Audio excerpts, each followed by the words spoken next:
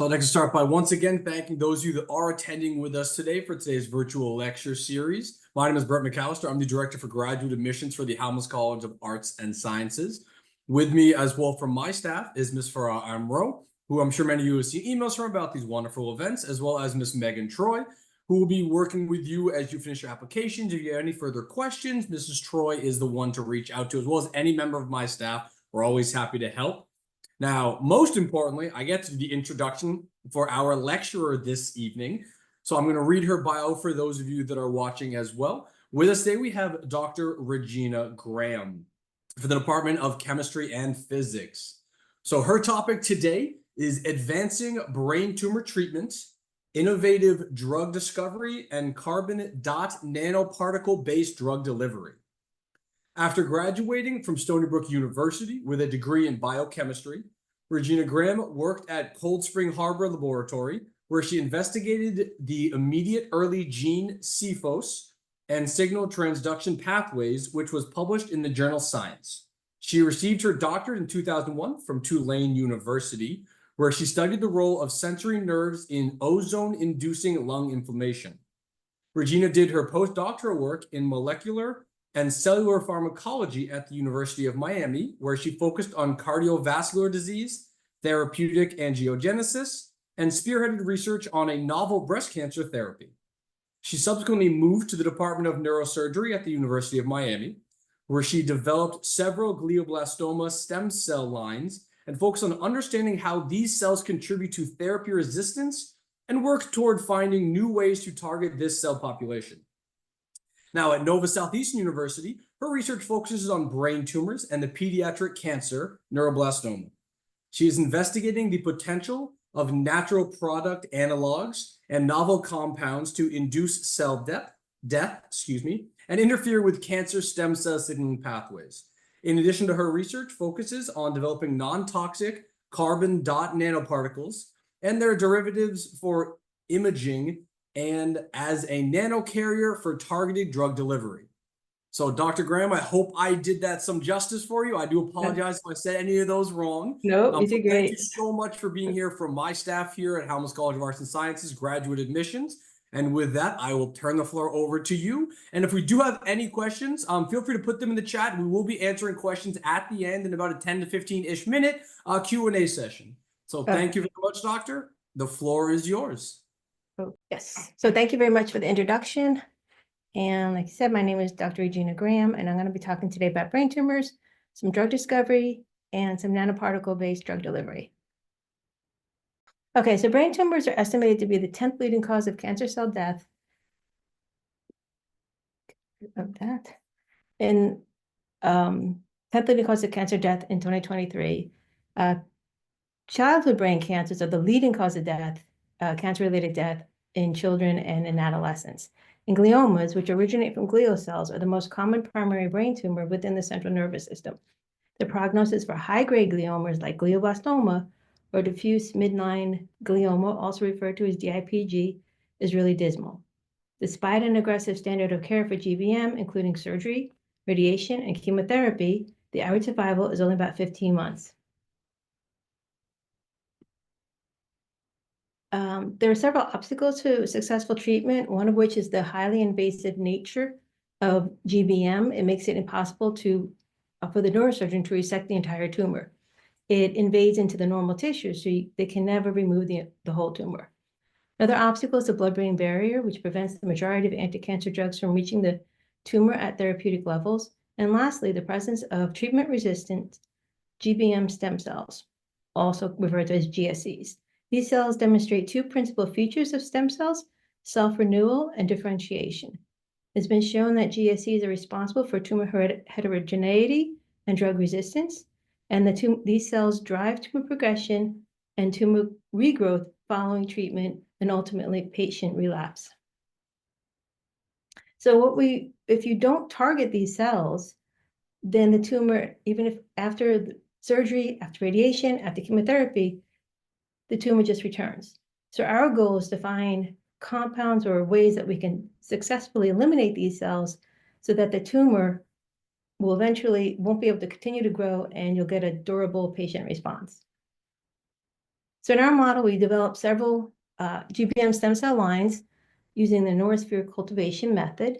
So what happens, I would get a chunk of brain tumor from the pathology lab that was resected from a patient, and I would enzymatically and physically dissociate the cells and then culture them in a media that preferentially selects for these stem cells, these GBM stem cells. I've shown that these cells express multiple stem cell markers, and they are resistant to both radiation and temozolomide, the two treatments that they give patients for GBM. And importantly, these patient-derived GSCs or GBM stem cells have been shown to recapitulate the original tumor upon transplantation into mice, confirming the reliability as an in vitro model system. Just quickly, this is just a figure just showing you that these cells express a variety of stem cell markers.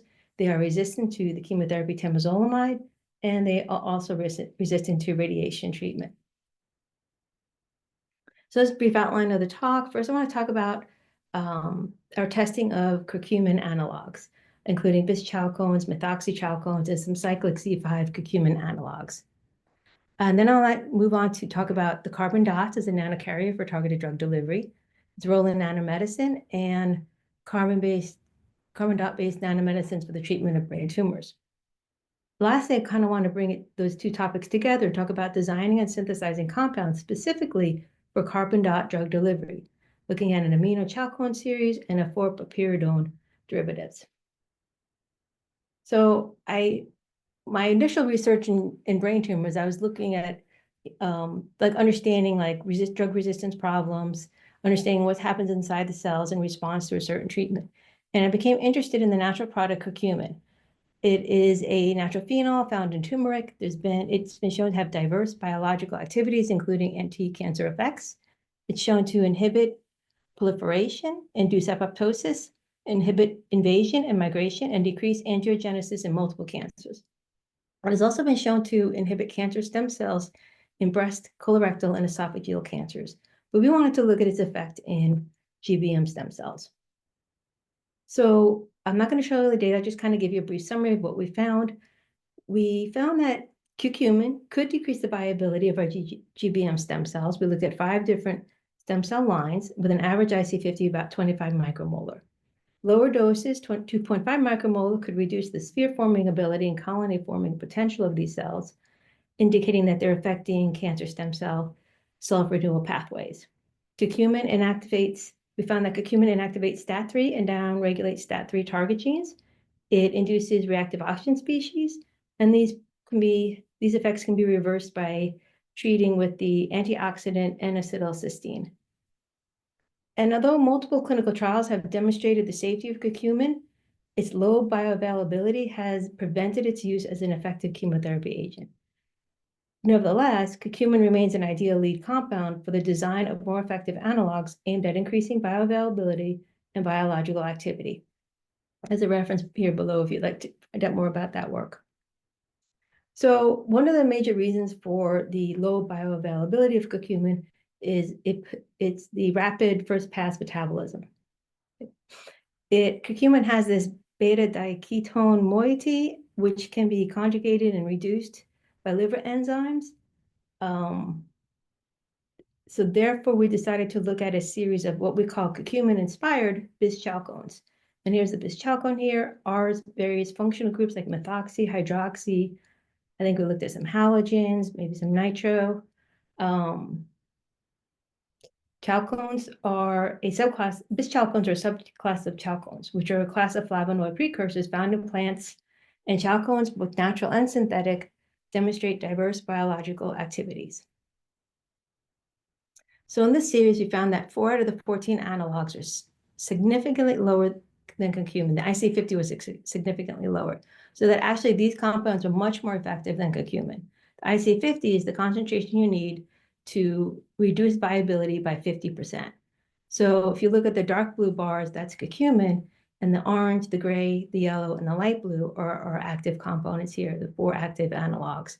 And you can see that their IC50 is much lower than that of curcumin in the 6 different glioblastoma cell lines that we looked at, with average IC50 values of 2.7 to 5.8 micromolar. And the most effective was this LS296. When we did some structural activity analysis, we found that the methoxy group at this point here, position 3, was very, very important for activity. We also wanted to know the mechanism of action of these very active compounds. So we did some L1000 gene expression profiling and some Western blot analysis. Again, I don't want to show you all the figures. It's a lot to look at, but if you're interested, the reference is below. But what we found is that the bis-chalcones had a greater transcriptional impact than curcumin, and that the bis-chalcone LS296, the most active, had a transcriptional response consistent with endoplasmic reticulum stress and unfolded protein response. Drug connectivity analysis supported this ER perturbation, and Western blot analysis confirmed robust induction of UPR-associated proteins. So what is the UPR and ER stress? So when there's an accumulation of misfolded or unfolded proteins in ER, it's termed ER stress. And this occurs because of conditions like low glucose or hypoxia, chemotherapy, radiation, reactive oxygen species. In response to this stressful event, the unfolded and misfolded proteins, the cells initiate an adaptive response known as the unfolded protein response, or UPR. And this response aims to restore homeostasis in the cell. And it does this in 3 different ways. It increases the expression of these protein chaperones that help the protein folding. It decreases overall global translation, so you're not making new proteins, and it increases the degradation of proteins, so you get rid of those misfolded proteins. If the homeostasis cannot be restored, the UPR switches from one of cell survival to cell death, and you get an increase in proteins such like CHOP. The unfolded protein response is now considered like a good therapeutic target for GBM. When we looked at gene expression, you can see that proteins like GRP78, this molecular chaperone, are very much increased in GBM compared to the non-tumor. And higher expressions of GBM correlate with even a worse prognosis. So that was good. So we started with curcumin. We had an IC50 25 micromolar. Now our first bis-chalcone series, we have IC50 values that range from 2.7 to 5.8, the most effective being 2.7, that LS296. So we wanted to look at some more different analogs. And we were interested in knowing what this nitrogen did here. We thought maybe that this was important for binding to the target protein. So we then synthesized these compounds shown below, and I can tell you the results that this compound, it had a different structure and it was not effective at all. However, this compound, all the compounds that we looked at that we synthesized, which I think was about 8 of them in this group, the IC50 values were below 10 micromolar, indicating that, again, they're very active. And not only that, we had one compound that was very, very active.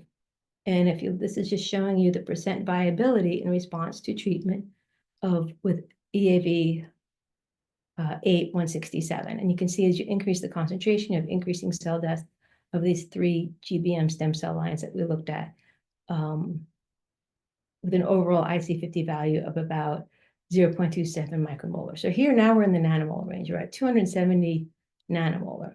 And then importantly, even high concentrations or higher concentrations of this drug did not negatively or did not induce any cell death in the normal cell lines, the non-tumor cell lines, mesenchymal stem cells, indicating that it's really not that toxic and probably there'd be a good therapeutic index.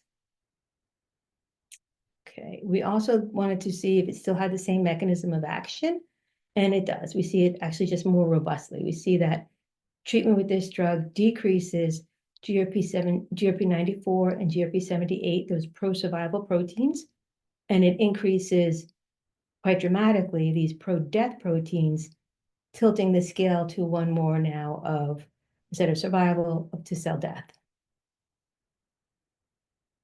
So again, just to summarize, we started with curcumin. Our first series, we found LS296, about 10-fold more active than curcumin. Second series, we found EAV 167, which is again about 100-fold more effective than curcumin and relatively non-toxic. We are looking into ways to increase its solubility and to work with it so that we can test it in an animal model. We did continue testing and looking at different series, though, keeping in mind that some of the more effective ones would be trimethoxy, which is shown here, or not that I didn't show you, but the dimethoxy. So we looked at a series of chalcones that were, for the most part, they were trimethoxy with different substitutes on this side. And although we also looked at a few dimethoxy, and the same thing, the dienones. We looked at dimethoxy and trimethoxy, and we looked at 6-membered ring versus a 5-membered ring. And we found that 11 out of the 18 compounds of the chalcones were effective, IC50s below 10 micromolar. And interestingly, we saw that the dimethoxy was slightly more effective than the trimethoxy, but it was also much more toxic.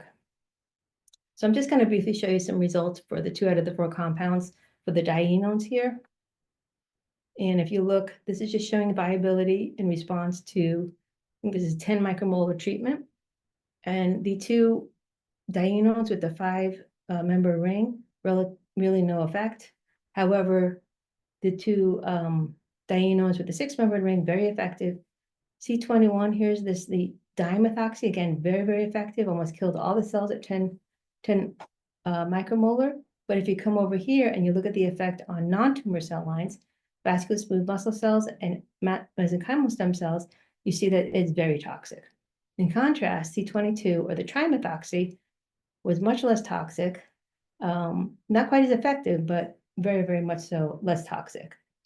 So there's a little bit of a trade-off there. So in the most, then let's see now. So the compound that I just showed you, the trimethoxy shown here, we next wanted to look at like what is the target of this drug? You know, it looks good, it's not that toxic, yet it's inducing an effect. How is it working? Didn't do gene expression for this. Gene expression is very expensive, so I tried some computational target prediction models to see if I can figure out what the target of this protein was. Of this compound was. And these are using databases such as BindingDB or Twist Target Prediction.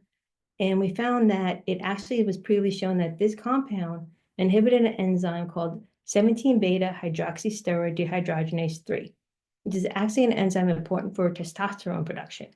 Now, that seems kind of strange. You have something that, you know, is involved in the synthesis of testosterone in a brain tumor cell. However, there's some anecdotal evidence to suggest that, you know, we know that they may be a hormonal effect. For one thing, GBMs occur more in males than females. And then when we looked at the gene expression, we found that androgen receptor, which is how testosterone activates the pathways inside the cell, is significantly increased in GBM. And this enzyme is also significantly increased and also correlated with a worse prognosis. So while we know targeting the androgen receptor signaling pathway or possibly synthesis of testosterone is, you know, a way you can treat prostate cancer cells, it's a relatively new idea as a way to treat brain tumor cells. We are now doing more research into this to see if it really is, you know, if that is the exact way it's working, or is it targeting this enzyme, but it's also targeting something else that we don't know yet. So I want to switch gears for a little bit and talk about nanoparticles. This just shows you a scale of really how small nanoparticles are. We all know they're small, but this shows you how small. When we talk about nanoparticles, we're talking about the range of 1 nanometer to 100 nanometers. And for reference, you can see that here's an antibody, here's a virus. These are very small. So nanoparticles are smaller than a bacteria, much smaller than a red blood cell, width of a hair. So you get the idea. Nanoparticles can be used in biomedical applications. And this is referred to as nanomedicine. So nanomedicine is an evolving branch of medicine that relies on nanoparticles or nanotechnology for several biomedical applications, such as diagnosis and treatment of disease. Nanoparticles can improve the pharmacokinetic properties of anti-cancer drugs, reduce side effects, and increase drug half-life and its tissue selectivity. Nanoparticles can be modified to cross biological barriers like the blood-brain barrier, which we know is a major obstacle for the treatment of GBM or in other brain tumors.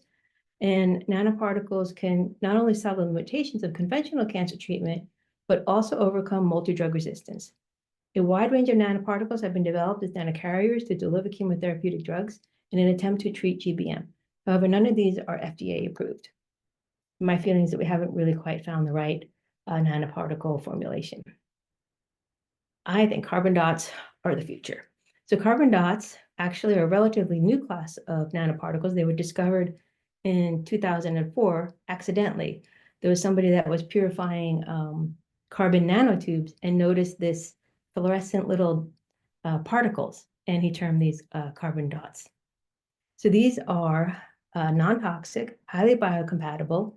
They have excellent photoluminescent properties, which would be good for like properties for applications such as bioimaging, which I'm not going to talk about here today. They're also low cost. They have the capability for large scale production, which is important when you want to develop a nanomedicine to be used for many people. And these can be easily modified with targeting ligands and anti-cancer agents. So CDOTs possess several favorable characteristics for successful brain tumor drug delivery. This is sort of an example of representation of a carbon dot. They have different functional groups such as carboxyl, hydroxy, primary amines, methyl. Okay, so there's two ways you can synthesize carbon dots. One is the top-down method, in which you take larger carbon materials and you kind of break them down into small carbon dots. Like you take carbon ash and you break them down into carbon dots. These are referred to as black carbon dots. And then the type of carbon dots I'm going to just talk about here in this presentation. But we in the lab now are making different kinds of carbon dots using the bottom-up approach, in which you take small molecules and you put in energy like heat or microwave or radiation to create those nanoparticles, to create those CDOTs. And I like this way better. I feel like you can create carbon dots with more versatile surface functional groups. You can increase the quantum yield. You can kind of play with the surface charge of the carbon dot. So we are making those now. So using the black carbon dots, these are the experiments I just want to talk about. It's kind of like proof of principle on how you can use these carbon dots in drug delivery. So the first one I worked with was a dual conjugate. So we conjugated the protein transferrin and the chemotherapy agent doxorubicin. Transferrin binds to transferrin receptors, and the targeting of transferrin receptors is often used for the developing of brain tumor nanoparticles because it's a way that these particles can cross the blood-brain barrier. Transferrin binds iron, and it can bind to the transferrin receptor and is transported through the cell and into the brain area by a process known as transcytosis. In this figure, they're using a transferrin receptor to bind they're using an antibody to bind the transferrin receptor, but in our one, we're going to use the actual natural ligand of transferrin receptor, which is the transferrin protein. And we're also using the drug doxorubicin, which we know is a highly effective chemotherapy. However, it cannot cross the blood-brain barrier. So here's a simplified reaction scheme for the synthesis of these CDOTs trans-dox conjugates. What we're doing is we're taking advantage of these carboxyl groups found on the surface of these carbon dots, and we activate them to ultimately conjugate them to a protein or a peptide or to different drugs that have an available primary amino group. So these are the results that we found. And if you just kind of look here, we're comparing the amount of death you have with free doxorubicin, which we know, first off, won't even cross the blood-brain barrier and has a lot of toxicities, to that of the conjugated transferrin dox CDOT conjugate. So the free dox is shown in blue, and the conjugate is shown in red. And you can see that there's a slight increase, specifically at some concentrations. It is more effective to have the conjugate as opposed to the free dox. And importantly, we didn't see any cell death with the CDOTs alone, with transferrin alone, or the CDOTs transferrin conjugate. To understand how the CDOT dox conjugate is more effective than the free dox, we looked at the accumulation of doxorubicin in the nucleus. So doxorubicin, I'm not sure if I mentioned it, it's an anthracycline. It works by intercalating into the DNA and poisoning an enzyme called topoisomerase 2. So it really needs to work in the nucleus. And here in the top, you see these blue dots. That's your nuclei. And in the bottom is the doxorubicin. Doxorubicin is inherently fluorescent, so you can see these when you look using the fluorescent microscopy. And we see a lot more doxorubicin with the c-dot transdocs as opposed to the free docs. In fact, we found about a 5-fold increase in the amount of doxorubicin in the nucleus following treatment. Okay. But we know that brain tumors or difficult or very aggressive tumors, one drug is probably not going to be good enough. We have to contend with heterogeneity and drug resistance. So here we want to look at, can we deliver 2 drugs? 2 drugs should be better than 1 drug, you think. It should also be able to combat the development of drug resistance. The 2 drugs we chose were temozolomide, which is a drug that's used now for GBM. And even though it's used, it does, and cross the blood-brain barrier, it doesn't cross the blood-brain barrier at high enough levels to be as effective as you would hope for. And again, it is an alkylating agent which induces DNA damage and cell death. And we're using epirubicin, which is an isomer of the anthracycline doxorubicin, which also intercalates into DNA and inhibits the topoisomerase II enzyme. And it's been previously shown that combining temozolomide with anthracyclines was effective in both in vitro and in vivo studies. So the goal here was to synthesize and test a triple conjugated c-dot nanomedicine. And we wanted to do 2 things. We wanted to compare the efficacy of the targeted versus non-targeted c-dot conjugates. So how is it better to have transferrin as a targeting ligand, or is it okay not to have a targeting ligand and just have the 2 drugs, epirubicin and temozolomide? And the second is to compare the efficacy of the dual drug delivery compared to single drug delivery. Is actually delivering 2 drugs more effective than delivering 1 drug?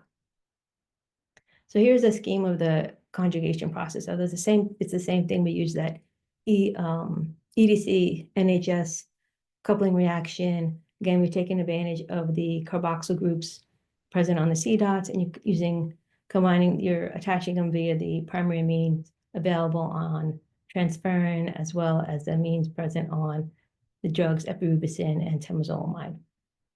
And this work was done by Sajini Hederachi when she was a graduate student at University of Miami. We worked together, and now she's a postdoc in the lab. So when we just look at the non-targeted drug conjugates, we found that the dual drug was much more effective than either drug alone. So you're looking at the green bars here for the dual drug, the red is epirubicin alone, and the blue is temozolomide alone. And again, you can really see that the green is much more effective if you just kind of look at the circled areas. And we're looking at 1 micromolar here. Now we're going to move to the targeted. So these are the conjugates that have transferrin. And I just want you to notice one thing. Here we looked at concentrations of 0.1, 1, and 10 micromolar. But when we look at the targeted, we look at very much lower concentrations. It's that much more effective. So we're looking, the data shown here is concentrations of 0.1, 0.01, 0.05, and 0.1 micromolar. So again, if you just kind of look at the circled areas, you can again see the same thing, that the transferrin, c-dot, temozolomide, epirubicin, the dual drug delivery, targeted dual drug delivery is much more effective than the single drug delivery of either temozolomide or epirubicin.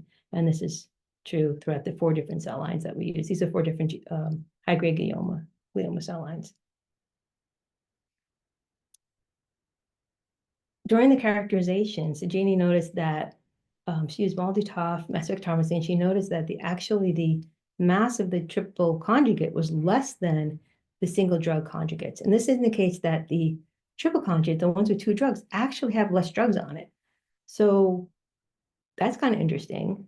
We have less drugs on the triple conjugate as compared to the trans-dot like temozolomide or trans-dot epirubicin, yet it is more effective. So that suggests that there's some kind of synergy, or that there's some way that these drugs are working together that's improving them over just each one being an additive response. Okay, lastly, we want to look at, now we showed that 2 drugs is better than 1 drug. Now, what about 2 targeting ligands? We've been working with transferrin, but what about, if we targeted to 2 things in the cell, maybe, would that be better? So we made a quadruple conjugate. And to do this, we used a peptide that targets the receptor. It's called IL-13 receptor alpha 2. This is a receptor that is preferentially expressed on tumor cells. So it's a way to kind of selectively target those tumor cells. You can see here it's highly expressed in brain tumors compared to non-tumorous tissue. We also used a peptide that is a cell-penetrating peptide, but it has a nuclear localization signal. because both of these drugs work better in the nucleus. So this will transport these drugs or the whole C dot conjugate into the nucleus. And we use the same two drugs, epirubicin and temozolomide, although in reality, we actually aren't conjugating the whole drug here. We're actually conjugating metabolite AIC. So here's the results for this. And we're again, look at just the circled green areas here. And the gray is the quadruple conjugate. And whereas the blue and the orange are the single peptide conjugate. So one peptide, two drugs is the blue and the orange. Two peptides, two drugs is the gray. And you can really see that the gray reduces viability to a greater extent than the single peptide derivatives. And importantly, when we looked at the effect on non-tumor cells, because remember, we're trying to preferentially target tumor cells, we compared the effect on brain-derived vascular smooth muscle cells. So a normal cell line, they're not tumorous, and that is the blue bar shown here. You can see the much higher viability in response to treatment when you compare it to what you get in the cancer cell lines. So again, there is that somewhat of a good therapeutic index there. We're preferentially targeting tumor cells, which is good. We're getting very good loss of cell viability at low concentrations, where again, we're in nanomolar range. So then we wanted to know, is it that, was for some reason they're more drug loaded, or why is the quadruple conjugate more effective than the single peptide conjugates? We looked at the drug loading. We looked at epirubicin. That is the more potent of the two drugs between temozolomide and epirubicin. Epirubicin was way more effective than temozolomide. And we actually found out that the quadruple conjugate had a lot less epirubicin than the single peptide conjugates, almost a third less. I'm sorry, 2/3 less. So it's not because, the quadruple isn't working because they have more drug. So could it be working because it's being taken up by the cells better and being brought to the nucleus better? And that could be the reason why that we have more cell death. And to do this, we conjugated C dots to a fluorescent molecule called FITC or fluorescein. And then we either conjugated to one peptide, short peptide, the long peptide, or to both peptides. And we looked at how much got into the cells by fluorescent microscopy and how much of it was in the nucleus. And in these little graphs right here, the nucleus is indicated by this blue kind of bar here. And you see the C dots alone, very little got into the cells. C dots with the one peptide, we see some in the cells, doesn't really seem to be localized to the nucleus. The cell penetrating peptide, we see more in the cells, which is good. But when we have the two peptides, we see a lot higher level of fluorescent in these cells, and most of it is actually, or more of it is co-localized with the nucleus. So not only we're getting more of the conjugate or the nanomedicine into the cells, but we're getting it where it needs to be inside those cells, and that is the nucleus.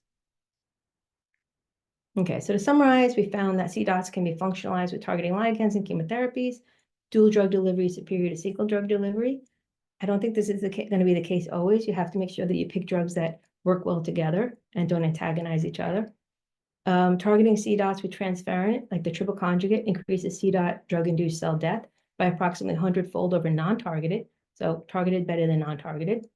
Dual peptide and dual drug C dot conjugates, the quadruple conjugate model, induces significantly more death compared to the single peptide dual drug conjugates, despite less drug loaded. So it's going to be a balance of how much drug you have and how well you can get your nanoparticle into the cells and into the cells where they need to be. But there's a caveat. Most chemotherapies do not have an available primary amine, or for that matter, a carboxyl that can be used to conjugate C dots. So we're really going to limit it there. We have looked at like doxorubicin, epirubicin, gemcitabine, temozolomide. These are our primary amines. Most chemotherapies do not. So we want to see if we can now design drugs, or an analog, so that we can attach them to carbon dots. And we'll do that with these L-glutamine C dots that Sujini is making in the lab. And these have both carboxyl groups on them, similar to the black carbon dots, but they also have primary amine groups. So it has more surface functional groups, more versatility. So we want to design compounds with a handle to facilitate covalent attachment to C-dots. And that, again, that handle would be either a primary amine or a carboxyl that we can use to conjugate to C-dots. So in the first series, we synthesized a series of 4' amino chalcones, where again, these R just represents different kinds of functional groups like methoxy, hydroxy, halogens, morpholino, etc. We may synthesize 31 chalcones. 22 were the 4' amino version shown here, and the 9 of them were 4' derivatives. And that was important to do these derivatives, so because we needed to know whether or not this primary amine was important for activity. And it turns out it was not. 13 of the compounds had an IC50 value below 10 micromolar, so were active. Turned out that nitric compound was the most effective with an IC50 value of about 6 micromolar. And it also significantly reduced neurosphere formation at subtoxic levels, indicating the ability to affect those stem cell self-renewal pathways. And this led us to do a whole nother series of nitro compounds, which I'm not going to talk about today.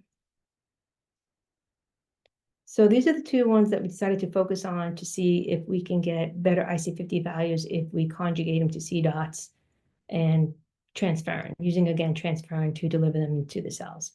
We have a trimethoxy and a dimethoxy as a reference for this paper. And the same kind of conjugation, we use the EDC NHS as a coupling reaction, and they were conjugated. We had the transferrin, and then we either conjugated the dimethoxy chalcone or the trimethoxy chalcone. And here's the result. So here we're just looking at IC50. So here's the free chalcone alone. 3E was the trimethoxy, it's the trimethoxy. And again, IC50s, I don't know, probably about like 9-ish, I think we said, or 9.7. But with the C-dot trans conjugate, our IC50 values were a lot lower. There were approximately 0.42 micromolar, which represents a 25-fold increase in GSC-mediated cell death. So they're much more effective. They're 25-fold more effective. The dimethoxy, again, IC50 about 8.2, but with the conjugate, the C-dot trans dimethoxy conjugate, the IC50 was very low. It was, let's see, 0.9 micromolar, so 90 nanomolar, very low, which means you need less drug, safer, better. We also looked at these in the non-stem cell GBM tumor cell lines. And again, the chalcone 3F, again, not quite as effective. They seem to be more effective in the stem cells, but the conjugate is still much more effective than the free chalcone itself. So the next we wanted to try something different. We had I've been looking at some series that were cycloalkanones and some 4-piperidone analogs. Again, looking at various functional groups, and Xavier Pantique is the medicinal chemistry graduate student, and he's working on synthesizing these compounds and seeing how effective they are against GBM stem cells. And I will say, I'm very excited to say that he's found some very, very active compounds. So we know that these C5 curcumin analogs, they've been shown to induce cancer death by a variety of mechanisms. And they have demonstrated efficacy both in vitro and in vivo in like mouse models in many cancer types. But they haven't gained FDA approval. And the major obstacle to that was that they're not soluble in water. However, if you conjugate them to a C-dot, that's going to dramatically increase their water solubility. So that is the goal here. We have to designing these cyclic C5 curcumin analogs, or those 4-piridones that I just showed you. We're putting the handle we're going to be using as a carboxyl group. This is just with some kind of a linker, and this will then be used to facilitate conjugation to the primary amines on those L-glutamine C-dots. This is ongoing work, so I don't know the results yet, but we're pretty excited about it so far. Additional projects going on in the lab, we're going to be looking at like ways we can target like tubulin modifiers, so like, like kind of like the drugs like paclitaxel and stuff, but see if we can get more effective and less toxic.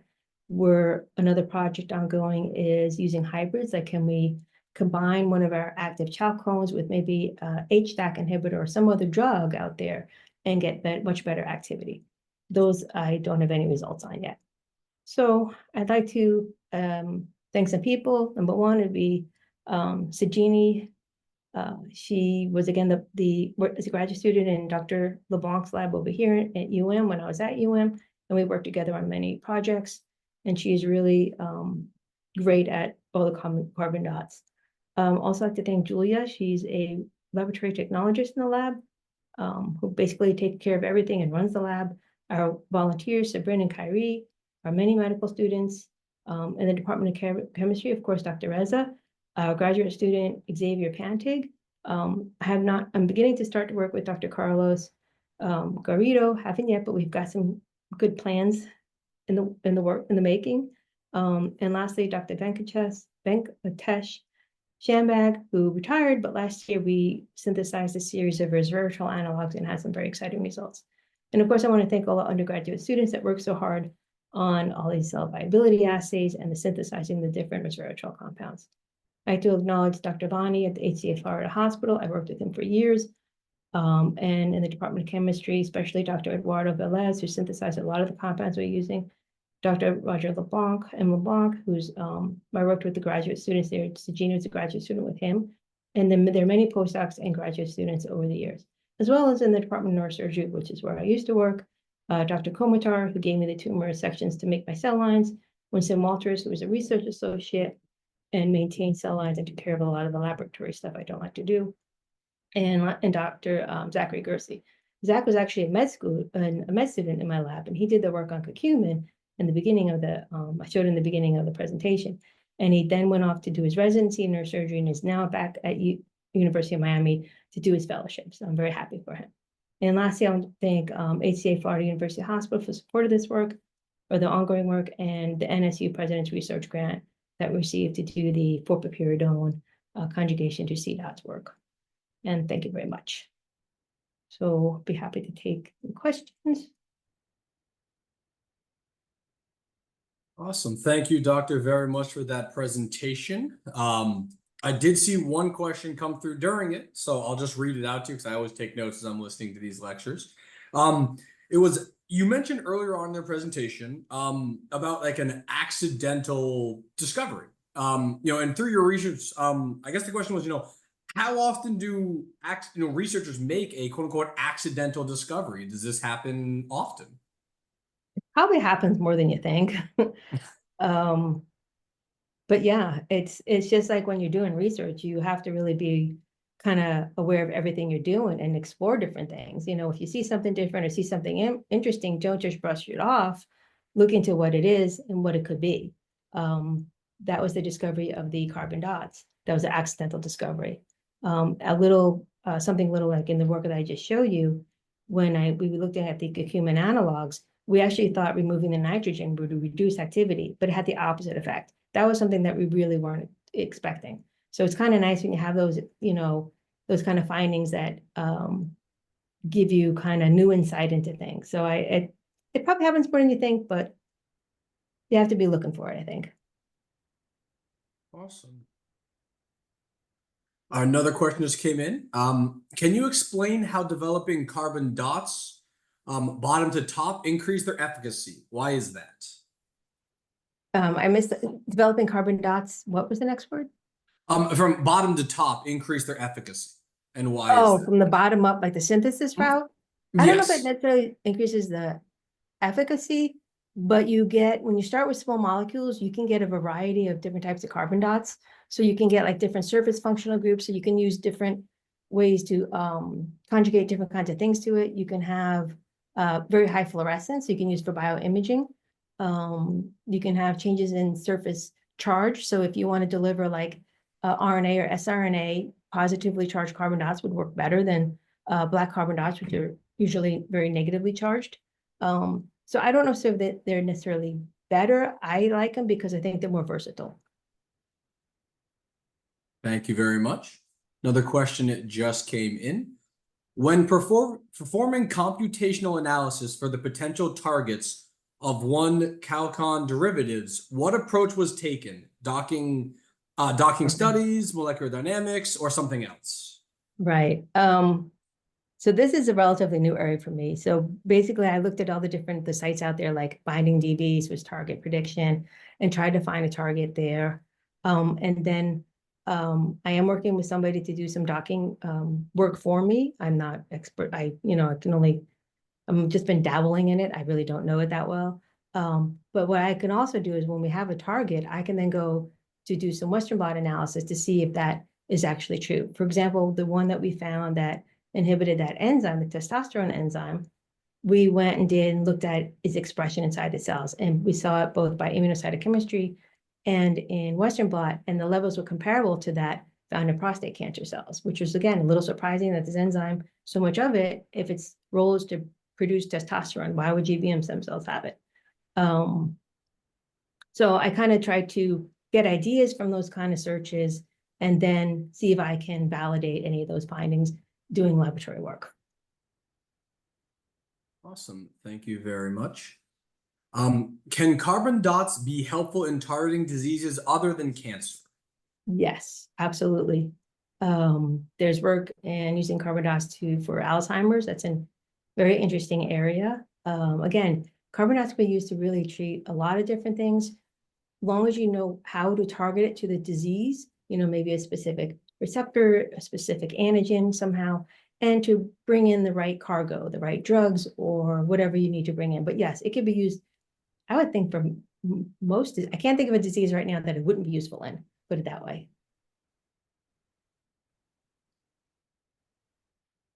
Oh, can't hear you. So I have research initially.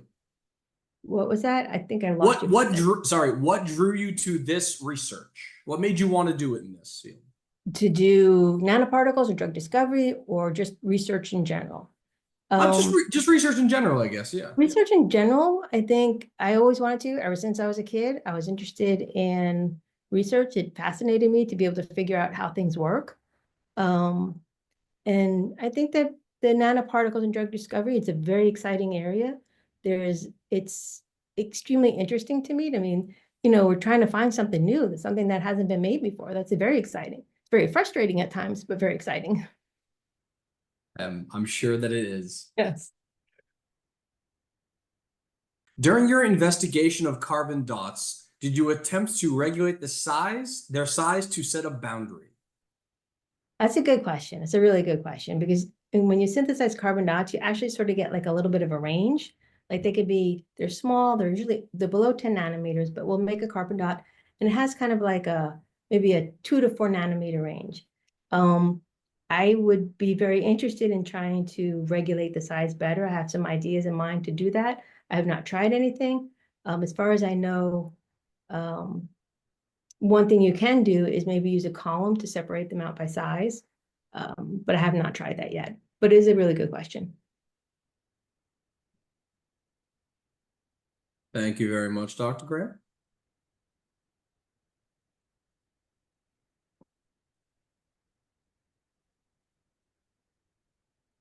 All right, I think that's going to wrap up our virtual lecture with us this evening. So Dr. Graham, thank you very much once again for being here with us. I want to make sure I'm cognizant of your time as well. I'm sure you are more than busy with everything else of the awesome stuff that you have going on. For those of you that are students that are watching this remote lecture, and those that are watching this later, because we do record these events to share out with all our students, please keep an eye out for the actual video recording so you can review it later, as well as we do have open houses coming up next month. So please keep an eye out to your emails, our social media pages. We'll start seeing information where you can register and attend those events, where you'll learn more detailed information from my staff about the actual application process, as well as we'll have some of our faculty members there as well from the Department of Chemistry and Physics. So with that being said, Dr. Graham, once again, thank you so much for being here. And for my staff, you're welcome. I couldn't appreciate it more. And like I said, those of you that are here, thank you very much for attending. Thank you. I hope everybody has a wonderful evening and a great start to their week. Take care, everybody. Bye.